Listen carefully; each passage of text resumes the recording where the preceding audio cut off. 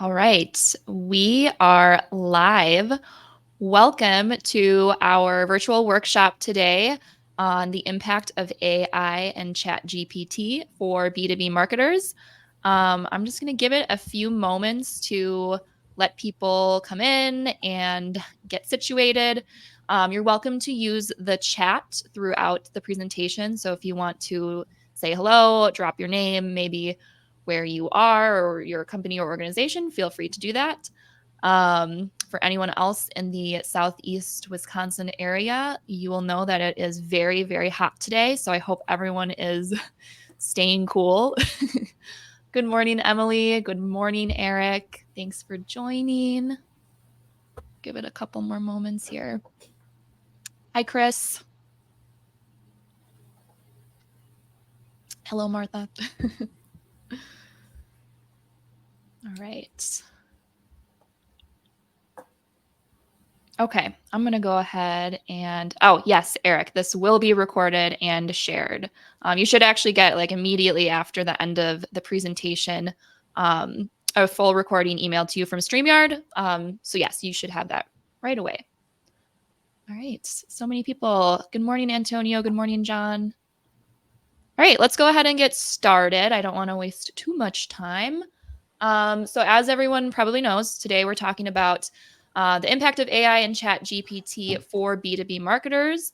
So we'll be talking about specific applications that you might use AI or ChatGPT for, how it can kind of improve efficiencies within your day-to-day tasks. And then kind of the second half and portion of this workshop will be a live prompt writing session with Justin. So he'll be walking through some various tools that we've tried and tested here at Top Floor for creating content and doing some, like I said, live prompt sessions. So to get started, for those who don't know us, my name is Ann Cotter. I'm the Director of Sales and Marketing at Top Floor. And I will be kind of going through the first half of the presentation, so covering some important AI definitions. AI is a very broad topic, so I'll just make sure that we're all kind of on the same page with specifically what types of AI we're talking about today. And then we'll discuss some practical AI applications you can start kind of doing some research around for your B2B marketing plans and tactics. And then Justin is here. Hi, Justin. Good morning. Good morning. So Yeah, yes, I can Justin. introduce myself if you'd Yeah, like. go ahead. I'm the Go for one it. of the owners of Top Floor. Apparently, staying cool is a state of mind, so it's kind of prescient that you picked that picture for me. Yeah, I'll go through some prompt writing right Yeah. within the interface itself in ChatGPT, and then walk through one of the tools that we use. It's kind of similar for like an AI writing assistant. So I'm excited to kind of share with you how these tools work. Awesome. Cool. And throughout the presentation, you're welcome to use the chat and ask any questions. If they're kind of tied to a specific slide, we'll try to answer those as you ask them. Otherwise, there will be time at the end to address any questions. We also encourage you, if you have any ideas for things you want to ask the chat GPT or our AI tools, you're welcome to throw some prompts our way for us to test out during that workshop portion. So feel free to use the chat. All right, let's get into it, shall we? So starting with what is artificial intelligence? So this is the kind of Webster's dictionary version of it. So what that says is the theory and development of computer systems able to perform tasks that normally require human intelligence, such as visual perception, speech recognition, decision making, and translation between languages. So a lot to unpack there. But for our purposes today, the way that I really want to think about it is intelligence exhibited by machines to enable decision making, predict outcomes, and improve efficiency. So, really looking at the ways that AI could be applied to the tasks that you're already doing or the things that you're already doing and how it can free up some of your time towards things that might be a little bit repetitive or redundant or take up a lot of time, to save kind of your energy for more strategic thinking or marketing calendars, budgeting, things that are kind of a little bit higher effort. So, yeah. I also wanted to just give a brief history of AI because I think that we have gotten caught up in like the past year of AI emerging and it being very overwhelming and it feeling very new. Um, when in reality, AI has been around for, I think, a lot longer than I fully realized doing this presentation and putting it together. So the first scenario of AI, or the first kind of beginnings of it, was in 1940, when the Enigma machine was decoded, which was an encryption device used in World War II by Nazi Germany. So Alan Turing decoded the Enigma using machine intelligence that identified patterns in the type of encrypted messages. There's still a high level of human intervention that had to be used there, but that was kind of the initial beginnings of AI. The first chatbot was invented in 1964, which was a lot earlier than I realized as well. 1997, Deep Blue beats chess legend. We have Roomba in 2002, so that's also AI. Voice recognition has been around for quite a while. That's your Alexa, Siri, all that. And ChatGPT 3 was introduced in 2020, which is important to keep in mind as well when you're using ChatGPT, that a lot of its data storage or sources are a bit dated. There is ChatGPT 4 now, which you do have to pay for, but just keep that in mind when you're using ChatGPT 3. Which takes us into 2023, where AI has become really commonplace in many workplace applications and especially marketing, which is what we'll talk about today. I also wanted to cover a few or the three different types of artificial intelligence. So the first type is narrow AI, and that's AI that is designed to perform one specific task. And knowledge gained from one task will not necessarily be applied to a subsequent task. So this is you're asking something from Siri or your Roomba, ChatGPT, although it's more advanced than I think some of the other AI applications that we know of. It can only perform the specific tasks that you give it. Doesn't have genuine human thought or original thought. So that's kind of where we are in the, I guess, stages of AI development. And then the kind of trajectory is then general AI, AGI, which would be machines that actually exhibit human intelligence and can perform a variety of tasks that a human can, which there are no AGI systems that exist today, which is, I think, a good thing. Um, and then super intelligence, which is like the stuff of like sci-fi. So that would be where machine basically greatly exceeds cognitive performance of humans. But again, not even close to that. So just kind of setting the, I guess, where we are, we're in that narrow AI stage of AI just being able to accomplish small specific tasks. All right. And then another important definition I would like to cover is generative AI.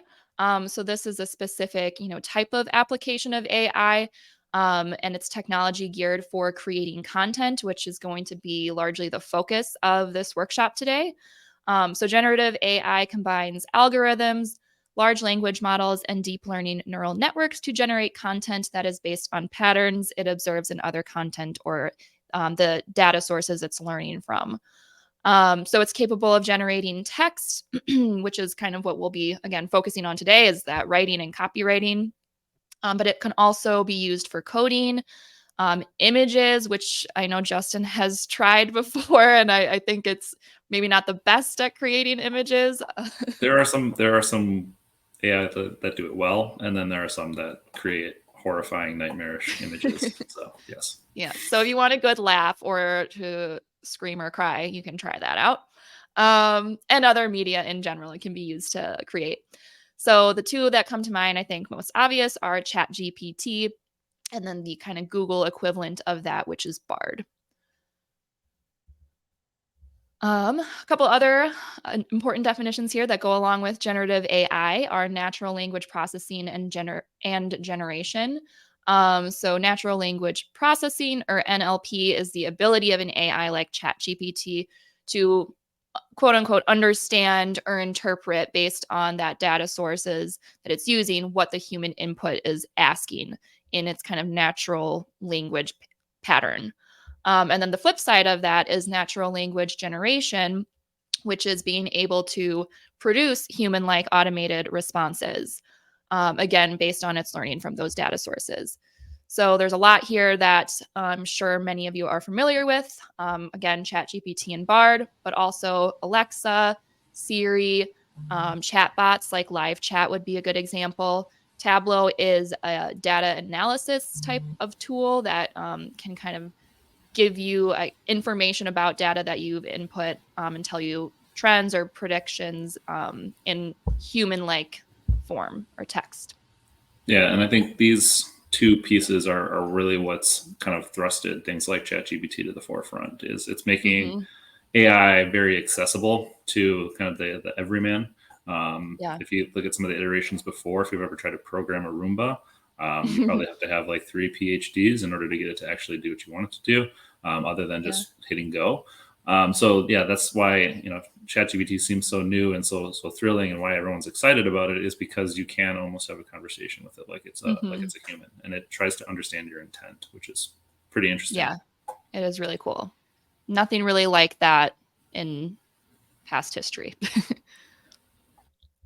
Another point I want to make too is AI working in the background. So we've mentioned a couple of different software and tools that I'm sure you've all heard of and seen before, where you're actually specifically going to that application outside of your normal tech stack to complete a task. But I think one important note to make, and that I encourage you all to think about, is where AI is working in the background and what tools you might already have that are introducing AI or have AI capabilities that maybe you haven't explored yet. I think what we're going to see is a lot of marketing technology. An example here is MailChimp, adding AI in kind of the background or as an add-on to software. So for an example, this is a very simple example, like something like spell check or Grammarly. You're not going to a specific platform to, input text and tell Grammarly, okay, make your corrections. It's working in the background in the software that you already use. So take a look at your CRM, your email marketing software, your CMS to see what are they doing to incorporate AI. I think that that's going to be the trajectory for these types of technologies to stay competitive. So if they don't have anything like that yet, I would guess that they probably will eventually. And then I want to do a little plug too. We have a new podcast, The Marketing Schematic, that myself and Chad Spotty at Top Floor host. And we covered this kind of topic in episode 4 with Scott Sawyer, who's our senior developer here, who expanded a little bit more on kind of what AI working in the background might look like. So if you want to check that out, I encourage you to do so. All right. That's it for the definitions. So I will move on to some of the AI applications that you might consider. So there's 3 that I want to talk about that I think could be applied for B2B marketers specifically.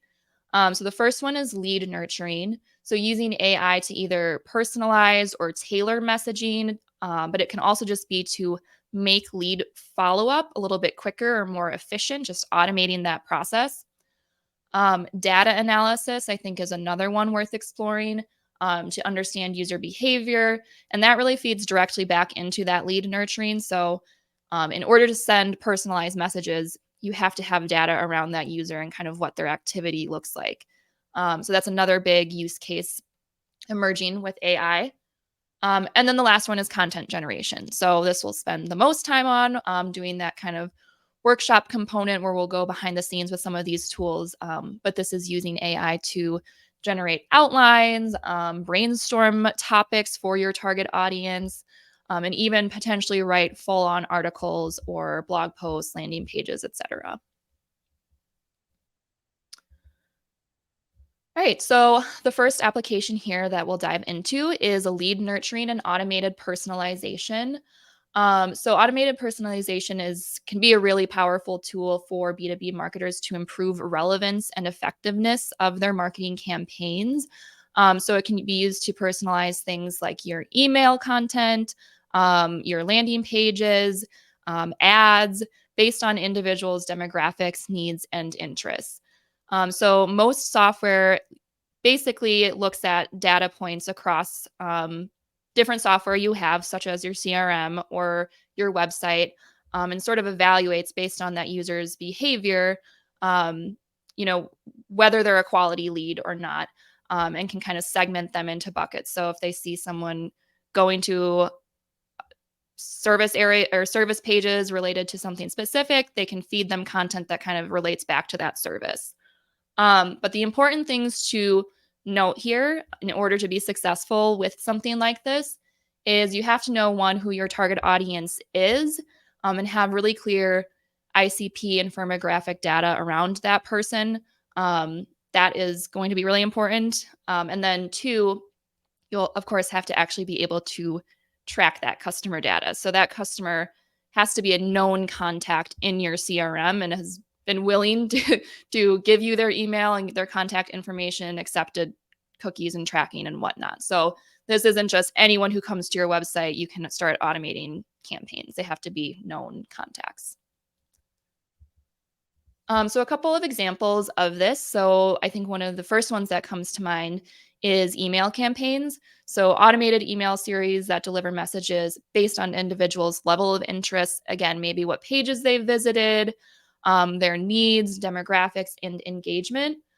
A lot of CRMs and marketing automation technology do have some form of built-in automated personalized emails into their software. So you could deliver different messaging based on, again, what their behavior looks like. So the CRM will tag users based on that behavior or automatically segment them so you can send the right messaging and that personalized, tailored experience. So a few examples that I think are pretty popular, and there's tons out there, but here's just a few that I'm sure others will recognize. But there's Active Campaign, Autopilot, and HubSpot are all three pretty well-known marketing automation software. But again, I would encourage you to look at your email marketing software. So if you're using a MailChimp or something similar, see what kind of automation capabilities it has and start there before reinventing the wheel entirely. Another tactic for lead nurturing using AI are chatbots. So I'm sure we've all had experience as consumers using a chatbot. This is very popular in the B2C space, but we're seeing a lot more in B2B on B2B websites as well. So this is used to automate customer service conversations or provide personalized support. So, for example, a chatbot could ask a customer questions to identify what their needs are and suggest content for them. But again, what you need to have is a firm understanding of what your customers might be asking. So you have to kind of tell the AI what to look for. Um, you can't just kind of like let it run free. So my recommendation would be, and we've actually added live chat to our top floor website, and we're manually handling that right now. There's no automated component to that. But right now, really what we're doing is just seeing what are the common questions people ask when they arrive to our website, and gathering that data first so that we can tell the chatbot later on, okay, when someone asks for pricing, send them to these pages, or if they ask for SEO or different services, here's some content or materials that they can go look at. So keep those things in mind if you're pursuing chatbots. And then for each of these different tactics, I want to talk about limitations. So limitations when it comes to lead nurturing, a big one is bias. So just the AI making incorrect assumptions based on demographics or data, or sending inappropriate like content. By that I just mean they're not interested in a certain service area, but you're feeding them something that's irrelevant to them. Um, and it can come off as inauthentic, especially for small to mid-sized manufacturing companies that really pride themselves on kind of having that one-to-one personalized or white glove tailored experience. Using a chatbot can come off a little bit inauthentic, but again, if you start with just understanding what those frequently asked questions are first, you might find that it could work for you in some cases, or route the conversations that are more technical to an actual human being. The next tactic here is using AI for data analysis. So This is using AI to understand or analyze large amounts of data to identify patterns or trends. So a good example of this, and this kind of overlaps a little bit with the personalization, and I'm sure we've all seen this or are familiar with this, but would be like e-commerce ads. So based on user behavior or past experience or engagement with your website or what products you've looked at, um, AI automated ads and things like that will suggest, or even email campaigns will suggest other products to look at or encourage you to make that purchase. So it's using that data to assess a person and then make predictions or recommendations for that person. Data analysis can also be used to just measure performance across channels and again help you be more efficient with your own job of kind of identifying, what channels are most successful, where should you allocate budget, all of that kind of more critical thinking and decision making. So a couple of more specific applications for data analysis. So one is lead scoring. So this would be segmenting customers based on their behavior, their user behavior, their demographics and interests. And this information can help you know what leads are kind of a bigger priority and make you just more effective with your targeting.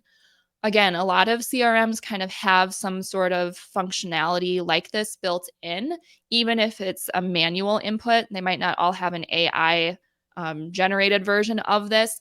But the example here is Copper, which is the CRM that we use. And you can see that you can track someone or kind of weigh them appropriately based on their engagement with your website, emails, etc.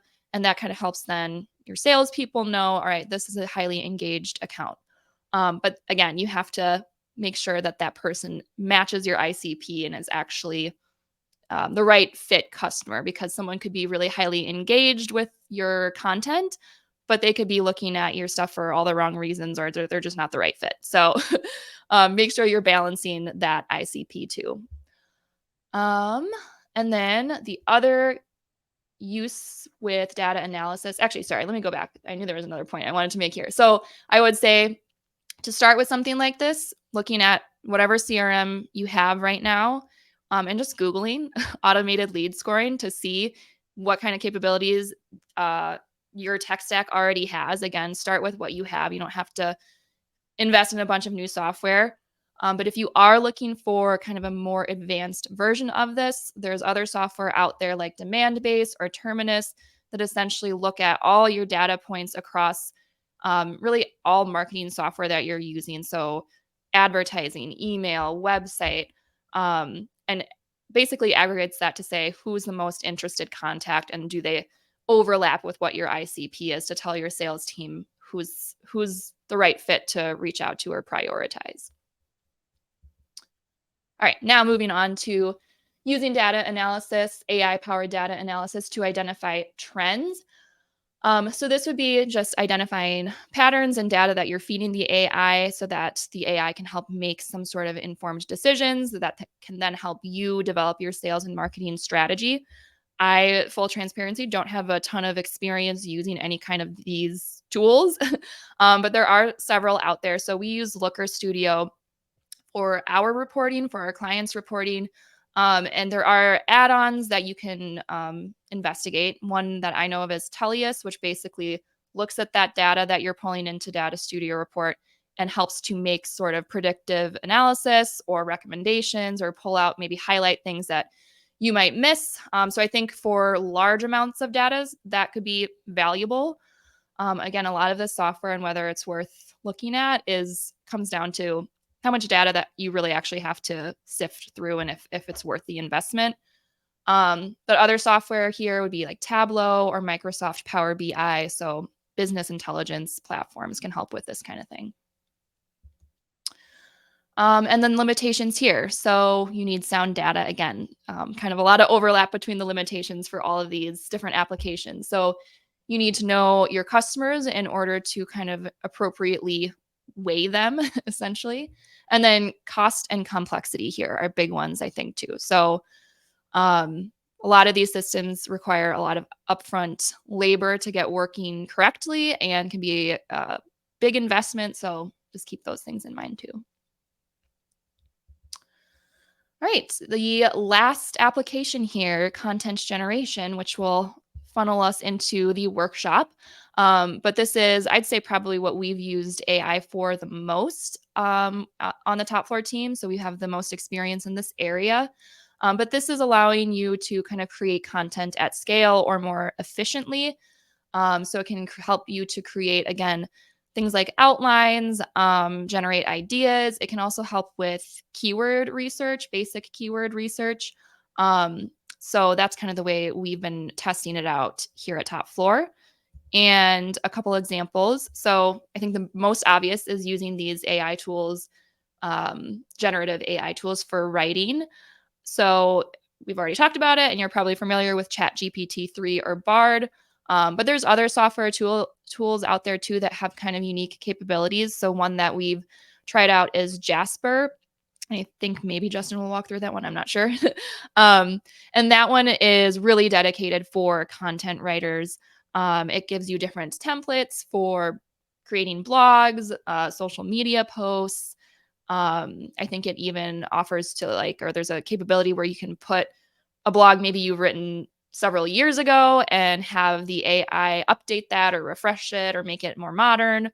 So that one's really tailored to that content writing um, task. And then there's other ones too that you probably are very familiar with as well. Grammarly is one. I use that. I definitely need that. Google Translate, so translation software. Those are all AI powered. And then you can also look to, we haven't fully explored this yet, but CMS plugins. So one for WordPress is TypeEck, and then there's Acquia, which is Drupal. And those can help you to develop content or even give keyword recommendations based on the content that you have on a given web page. So again, look at your CMS and other technology that you're using to see if there's any kind of AI integrations. And then a big one for content generation for SEO purposes is keyword research. So a lot of the tools that you may have already been familiar with or have used before are SEMrush, Google Keyword Planner, Ahrefs. Those all use AI to kind of distinguish keywords that are have a high search volume, or they estimate basically what their search volume is, and give you some insight into kind of difficulty and competition around that keyword for you to then kind of make the assessment of whether that keyword's a good fit. So not necessarily letting the AI just decide for you, but it gives you a lot of insight for then you to kind of make the decision about what keyword target makes the most sense. There's also an extension that I've tested out too called Keywords Everywhere. And this one is good for like competitive research too. So if you want to look at a specific web page and get some insight into maybe keywords that are used within the content of that page, it can kind of help with that as well. Content generation limitations. So a big one, I think, for manufacturers or really anyone who's writing highly technical content is limited contextual understanding. So ChatGPT and a lot of these other tools don't have a very in-depth or subject matter expertise level for a lot of highly technical processes or equipment. It can help with things like, again, outlines or idea generation, but when it comes down to the actual subject matter expertise for something like that, you're probably best, interviewing team members, and even taking those interviews and asking AI, hey, can you make this a little bit more marketing-y, or, make it distill this so that the layman would understand. But for that thought leadership and subject matter expertise, it's not really the best fit. And then repetitive responses is another one. Just I've found that kind of the more vague you leave the prompt that you're asking, the more open-ended and vague and repetitive the answer will be. So the more specific you can get with that question or prompt, the more specific answer you'll get. And then another big one too is vulnerability to bias. So there's no really good way to know the source of the information that ChatGPT is giving you. And if you needed to cite sources, you can't really cite ChatGPT. I think it would be frowned upon. But there's no good way to really verify the accuracy. And then one last thing too here. So Chad Spotty tested using AI for, I think, adding like billable hours or something like that, and learned that ChatGPT is not good at math. So don't use it for math. Before I hand things over to Justin, I just wanted to kind of round things off and tell you what I would recommend of where and when to use AI. I think the key questions you need to ask yourself is focusing first on tasks that you're already doing versus what can I add to my workload? This should be something used to help make your workload more efficient. The second one is, do I have, for budgetary reasons, the data sets to justify the cost of some of these cool tools?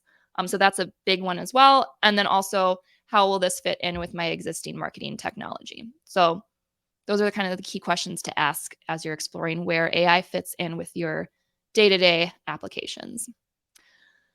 All right, I will hand things over to Justin to explore prompt writing and content generation tools.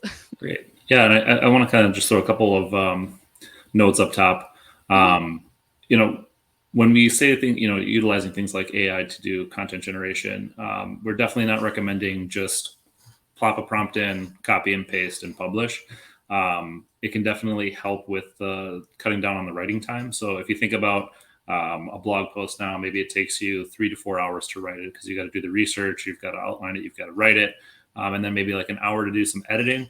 So that time kind of gets flipped. So maybe it only takes you 15 minutes, 30 minutes to actually do all the prompts, get the content, but it might take you 2 or 3 hours to edit just because you do have to take the time to make sure that it's unique, make sure that it's citing appropriate sources if it's pulling information there. So you do have to take a little bit more time to do some editing. So as with any marketing tool, while it does help improve efficiency, it's not just a plug and play and hope that things work. I mean, the other piece too is that these are, especially ChatGPT, it's an open access tool. Anybody can create an account and start using it for free. So if you can imagine that you're able to put a prompt in and generate some content, so as anybody else, any one of your competitors can do something very similar. So definitely make sure that you're taking the time to make some things unique and valuable. I mean, that's what content always comes down to. This is just another tool to help you get there, hopefully a little bit faster, or even just help generate some ideas and things. Maybe if you got some writer's block, things like that. So I'll go through as I go through these prompts. I'll talk you through kind of how we utilize that to, again, still put a unique spin on things.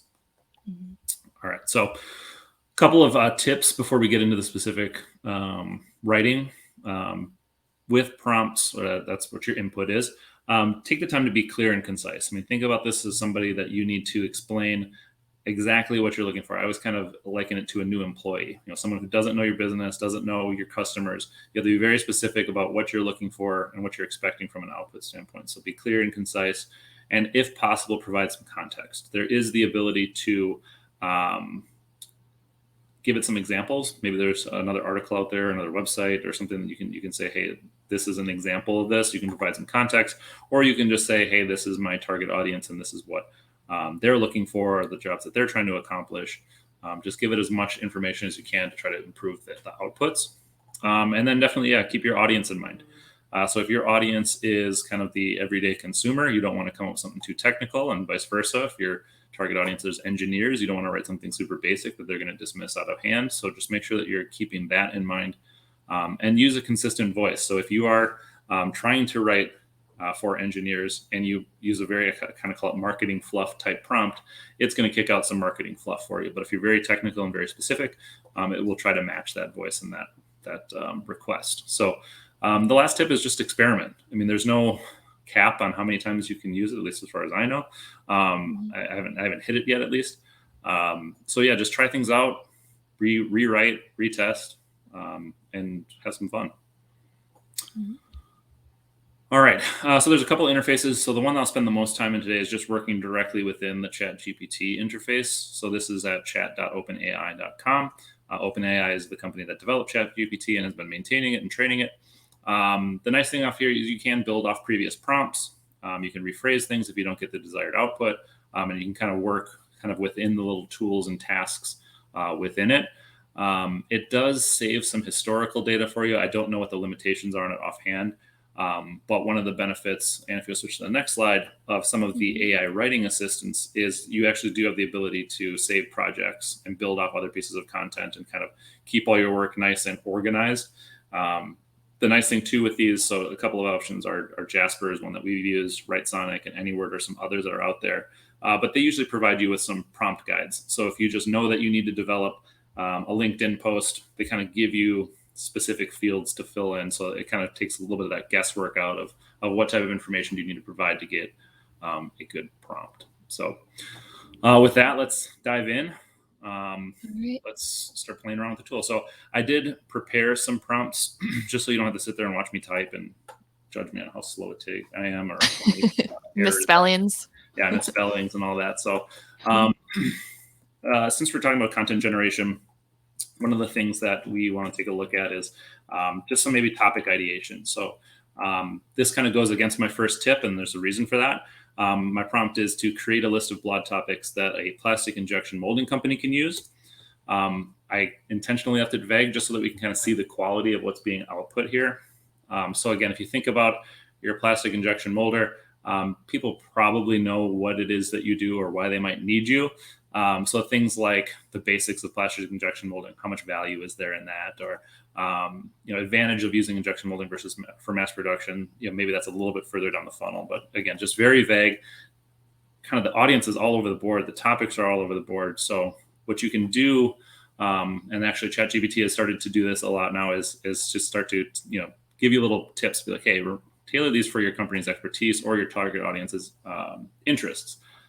So what I prepped is kind of a follow-up, and again, just be as clear and concise as possible. So now I wanted to update that list of blog topics.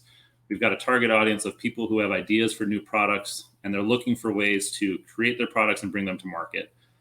So again, I want to provide some additional context. I want the goal of this is to be able to establish our company as being a helpful and potential partner for their venture. So we can start to see, that it gets a little bit more specific. You start to see prompts like turning your product into a reality, choosing the right injection molding partner for your venture, designing for success. So again, very specific and a little bit more catered towards what they're looking for. So this right off the bat just gave me 25, I'm still going 30 ideas for what I could potentially put into a content calendar. Again, I'm going to want to go through these and see, do I have content already that can support this? Or am I seeing the competition kind of already doing things? Where can I kind of pioneer something here or develop something very useful? So utilizing this list, this is probably my number one use of this tool. And this kind of next step is where I kind of typically stop and start to take over from a human perspective. Let's say I really like idea number 2 here, choosing the right injection molding partner for your venture. Because I want to be able to establish, what are the things that you need to consider before you just sign up with somebody or start a project. I can have ChatGPT create an outline for me based on that topic number 2. So what it's going to kick out now is essentially what I need to think about, what I need to plan, what I should put into each different section. And it breaks it off in a nice way that these are all the different considerations. If I'm in marketing and I don't necessarily know the specifics of all these, I at least know, okay, I need to know from a product requirement standpoint, how does size, how does complexity, how does material factor into this? And I can go talk to my experts at my company and get their input and start to put together some specific content. So again, all really nice. Not only is it just broken out into the different sections, but it does give me a little bit of insight into, okay, what kind of information should I include in here? So that, again, I have that direction. So for me, I can only speak from my experience, but when I'm writing, the biggest issue is just what do I put where, how do I organize it? Mm-hmm. What should I even be writing about? So this can be a very useful tool. So this is where we kind of usually take our process up to, and then we'll have somebody actually write this content out, or we'll follow up with the client with this brief and say, okay, here's what we need from you in order to develop this. If you're doing this on your own, you can do, you can have ChatGPT put out a first draft, and we can actually just even ask it. So to write a first draft using the outline above. See. And then this way, it can take me even a step further to say, okay, now I've at least got some basic text in here. Maybe I can just tweak it a little bit to put in some specifics. Maybe I have some technology or some machinery at my company that I can incorporate into the specific text that I can highlight.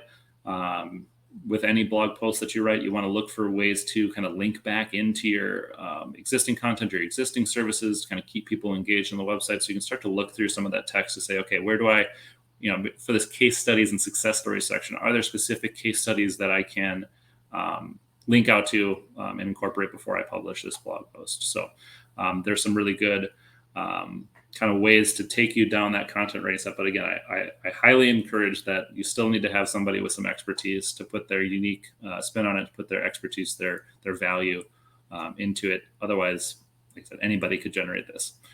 The really cool thing, and to take this even like a little bit step further, is I think one of the things that people kind of misunderstand about content is like, if I just post blogs, I'm going to all of a sudden get all this traffic. I'm going to be established as an expert, but you have to actually take the time to market it and push it out there a little bit. So one thing that I prepped here is, let's say I want to create an email an email campaign that promotes this. So I've got a prompt here to write a marketing email that promotes this blog post above. The goal of that email is to generate some interest for the readers and encourage them to click through and read the full post. So now it can kind of do a little bit of some of the marketing prep for me as well. It gives me a subject line. I can have a kind of placeholder for the recipient's name. There's a place to put the link in there, bullet points of all the things that we're going to talk about.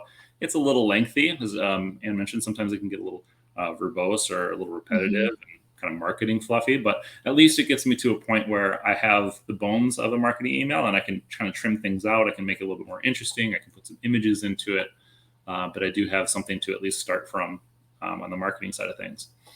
Similarly, if I want to promote it through my social media, I can also have it create some posts for me. So my prompt here is to create posts for LinkedIn, Twitter. I still use the name Twitter in case it doesn't know what X is yet, and Facebook to promote the blog posts. And then I want it to craft unique messages for each platform that's going to maximize click-through. So as you can see, for LinkedIn, here's what we've got for this. Link to it, even some recommended hashtags to use. Same thing with Twitter and Facebook. And as you can see, these are all unique to those platforms. So this can really not only just help you generate content, but figure out some ways to promote it afterwards. A couple more things in the ChatGPT interface. So let's say I know who my target audience is, but I don't know much about them. Maybe I'm trying to break into a new market or kind of do some market research on cheap. So one of the things you can ask it to do is create a list of top 10 concerns or issues. In this case, I'm looking at contract manufacturing companies. So what are some of those issues that owners of those companies are facing? That can kind of get some of the creative juices flowing, figure out how does my product or how does my service kind of fit into things. So obviously, as a digital marketing agency, there's very little I can do about supply chain disruptions or quality control. But as I look at things like talent shortages, or if I look at capacity utilization, those are all things that we can potentially use digital marketing to help support. So using kind of that talent piece, let's say I'm going to craft a prompt here. So we're a digital marketing agency. Again, I'm providing that context, our target customer. So again, I'm focusing on the audience. This is the owners of contract manufacturing companies. I wanted to create a list of blog post topics that are going to highlight how my service, digital marketing, can help those contract manufacturing companies find and retain talent. So again, very specific, very concise, audiences in mind, and context is provided. And you can see, talking about digital recruitment strategies, how you can find the right talent, navigating skill shortages, all things that are kind of hot button topics or things that might catch attention.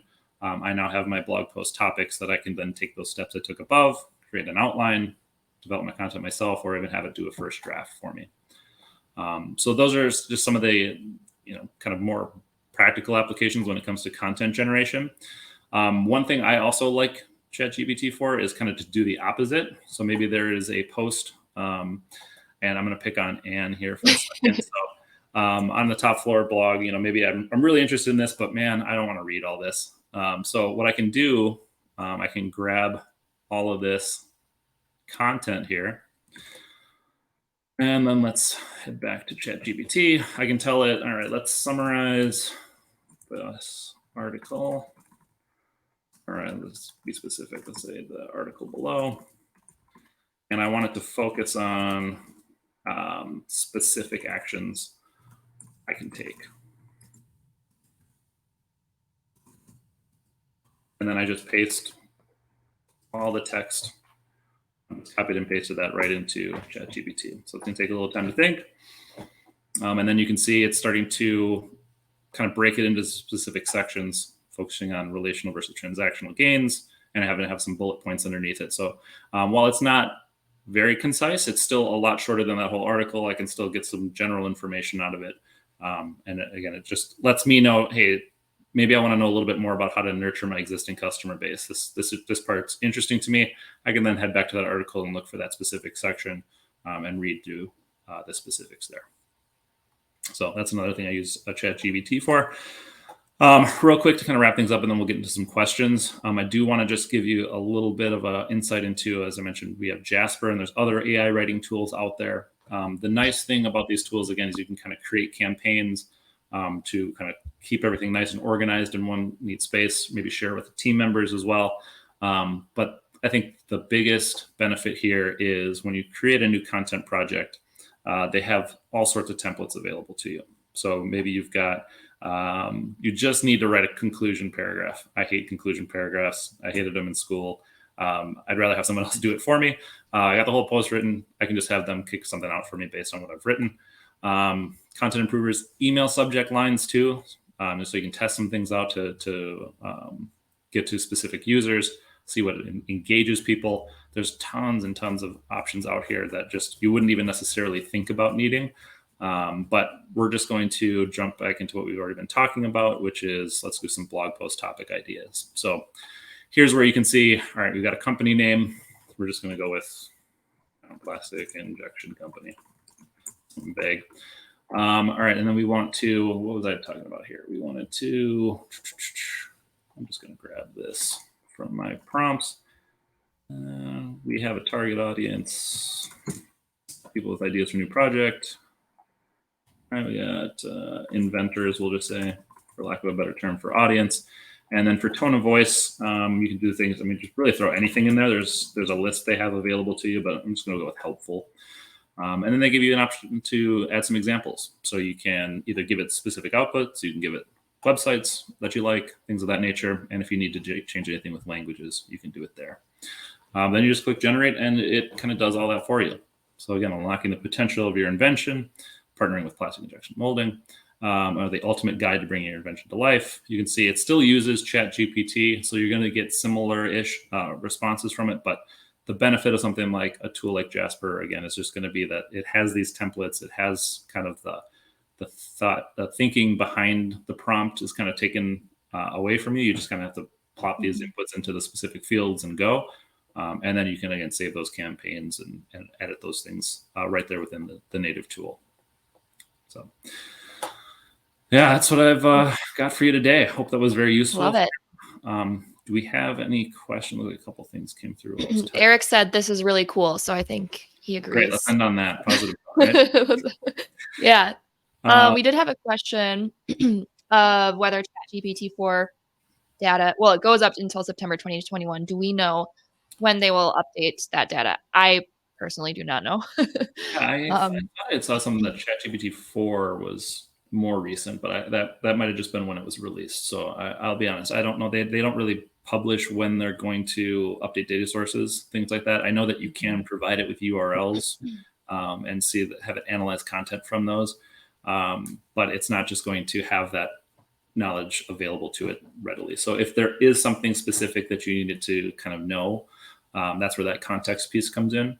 You can either grab the content right off the page and paste it in there. This is, a recent research article. Incorporate this into your thinking about blog topics or content. Yeah. Mm-hmm. Yeah. Fair. Another one, have you used ChatGPT-4, or kind of what's the difference between ChatGPT-4 versus ChatGPT-3? I don't know that there's a huge one other than the data maybe being more recent-er. Yeah, it's allegedly a more, I think they call it a more capable model. It's got faster speeds. But I think the biggest thing is OpenAI is starting to develop some additional features. One of the big ones I know that ChatGPT-4 is incorporating natively is their code interpreter. So that's something that I think maybe Scott talks about, but I know that he's mentioned to me in conversations is the ability for it to review code that you've written to make sure that the outputs are as expected. So it doesn't necessarily apply to the average everyday marketer, but there are some different features, some plugins that become available to you when you upgrade to their kind of pro level, which gives you ChatGPT 4 access. Do we know how AI generated content impacts Google search rankings? I think that's a good one when you think about back to like that thought leadership and quality of content. Yeah. I Yeah, mean, I don't know. What I've would you seen say? people play with it a lot. I mean, there's people who kind of test things where they just take the AI content and publish it immediately just to see kind of what effect that has. I mean, the at the end of the day, what Google's trying to accomplish is to provide its users with the best response to their input, their prompt. Mm-hmm. So if the content that's being generated from that is highly relevant, it's helpful, um, it's going to rank. Now, that Mm-hmm. being said, as I mentioned previously, if you're able to just go into ChatGPT and kick out something based on a prompt, anybody is. So take the time to let AI help you along the way, but then put your unique stamp on it, your unique voice. If it's Mm-hmm. even just something as simple as that, make sure that it sounds like it's coming from you. I know I tend to write in a very conversational way, and if it comes out sounding like a research paper, it's not going to feel like me. Mm-hmm. Or take the time to specifically talk about whether it's processes, technology that you have. Just put a unique and specific brand or piece on that content Mm-hmm. to make sure that it's uniquely you. And that's kind of my biggest recommendation when it comes to search rankings. Make sure that it's unique, make sure that it's valuable. So whether it's generated by Mm-hmm. AI or a person, frankly, doesn't really matter. But the person still needs to have the final say on what goes up. Yeah, setting those like differentiators apart, I think is really important. Um, there's something else I was going to say, and now I blanked on it. But yeah. Oh, I was going to say, I think another important piece is like trust building too, in order to rank is, how, I guess, like, are other websites linking back to you, like how trustworthy, I guess, is your website and, what kind of authority you have in that space. Yeah. Any other questions from anyone? Got a few minutes left. Or another question I guess I would have for those attending, are there any tools that you've tried that you've enjoyed using that we haven't mentioned that you would recommend?